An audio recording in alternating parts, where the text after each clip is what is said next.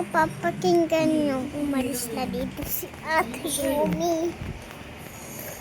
Tingnan nyo, walang katao-tao dito. Wala din doon. Wala akong kalaro ngayon guys kasi umalis na siya ngayon. Pero babalik din naman yan. Sa susunod kasama ko na siya. Ingin lang.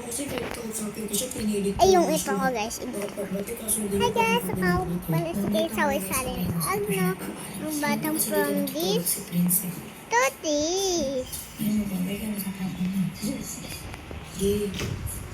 And kung bago lang kayo sa channel ko, don't forget to like, share, and subscribe to Creation Bell para updated kayo sa mga galing po sa buhay.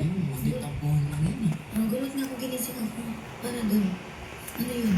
Wala yun, nating tapuan lang yun. Wala, uwi, tinamang bis na.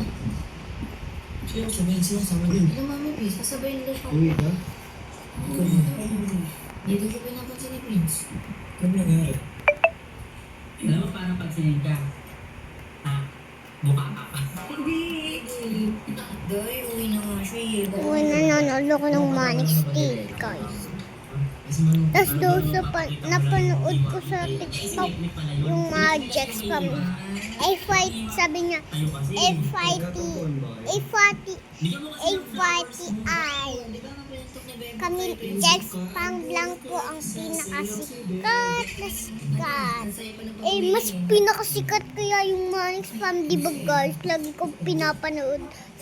Kasama ko si ate, kaso ngayon umalis na siya. Pero Manix Spam pa rin ako. Kasi nakakainis yung Jax Spam na yan. Dapat sinugog nila yung Jax Spam. Sige guys, bye-bye!